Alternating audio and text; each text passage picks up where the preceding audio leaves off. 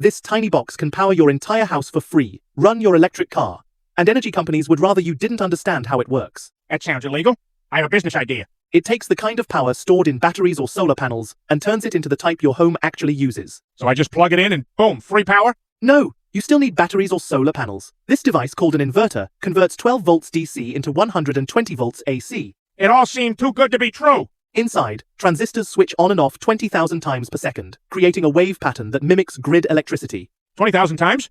That sounds fast. It is. There are 3 types: pure sine wave, modified sine wave, and square wave. Which one should I get? Pure sine wave, unless you want your TV buzzing like an angry hornet and your laptop freaking out. Okay, so how much stuff can I run with this? That depends on the inverter's power rating. A small inverter can run lights, a laptop, maybe a TV. Larger ones can power appliances, but every inverter has a limit. Why can't we just make tiny, super powerful inverters? Because some energy is always converted into heat, larger devices heat up more quickly. I heard that electric cars use these to power their motors, but why? Aren't they DC? Before that, a message from our sponsor.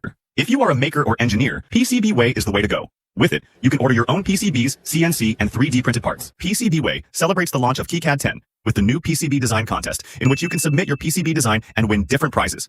And remember, you get a Raspberry Pico 2 as a participation award. What are you waiting for? Visit PCBWay.com for more.